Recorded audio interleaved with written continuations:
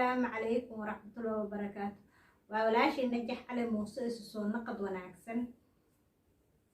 قلب فرن قعمة فرن نيت فرن ما قرأتي لايك شير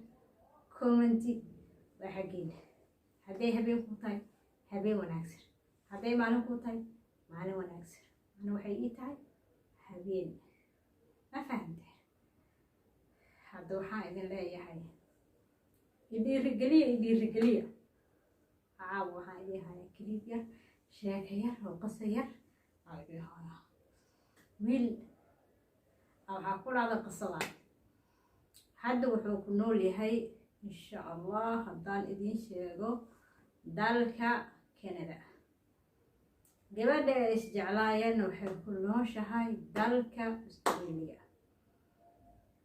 gabadhan iyo wiilkan waxay isjeclaadeen ayakoo ciyaal xaafadeed ah markay isjeclaadeen gabadhii waalideynteeda yaa u waday dalka Sacuudi Arabiya wiilkana reerkiisu wuxuu ahay reer aan wadanka ka banaanka laga jirin oo tahriibay وكذا بتهريبه مركو وكذا بتهريبه عادية إلا يمن إلا عظمنا لهاي إلا دولها صدن ولا حريراي المهم مركو أو قري سعودي أو سها سعودي وقري مركو وعه قفك كوات أو تحقلي أو عيد وقدرت مركو وعه حقق بطين ناك عربة gabadhu wuu waayay ali jacaylku uu ku sayday wiilku uu dhibaaday wadanka cidna kama yaqaano qofka uu soo haajiray buu waayay ali muddo kadib daruuf kadib warwareer kadib jacayl kadib wiilku uu iska shaqo bilaabay marka uu shaqo bilaabay adiga maalin maalmaha ka mid ah oo wuxuu arkay gabar kale oo la degan gabarti laakiin ooban u maleynaynin inay degan tahay gabadhi kala la wada sheekaystay waa la isfahmay markii la isfahmay gabadha waxay tiri igu ima gurigayga sidii aan naqaana caadadayna Soomaaliyeed inaan xeexday gabadha xushmayno ugu tagno gurigayda okay gurigeeda u tagay gurigeeda markuu tagay waxay fariisteen fadhiga ama saalada Soomaalida qof basay u taqaan gabadhi kale u yeertay waxay tiri heblaayay nooga soo bixi casiir talaajadii markay tiri aan way ka soo bixisay markay keentay adiga saas leesu arkay story ku dhigtay gabadhii wiilkii story ku dhigtay waa la istay gabadhii kale oo maanta wiilkan la socdo meeshaas maxaa uga soo baxay isweydiiye shaki uga soo baxay way shakisay markay shakisay waxay tiri maxaa idinku dhacay hormaad isu taqaanin wiilkii soo boodo wuxuu maya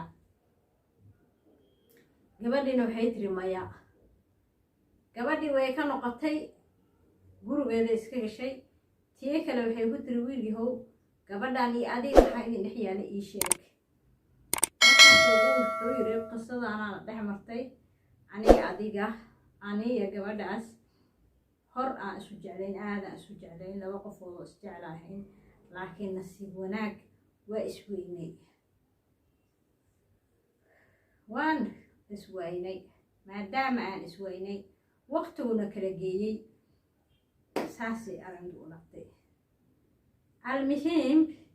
gabadhii way ka tagtay dalkii Sacuudi waxay tagtay dalka Australia wiilkina wuu ka tagay dalka Sacuudi wuxuu tagay dalka Canada gabadhu waxay yeelatay family wiilkina wuxuu yeeshay family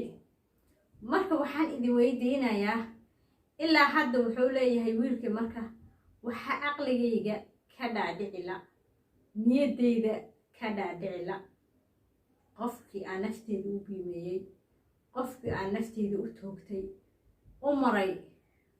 hawd u maray dhul aanan garanayn u maray biyo dhexdood ee aan ku waayey si yar oo sikin ah walaalayaalow jaceylka maa gardaran mase labada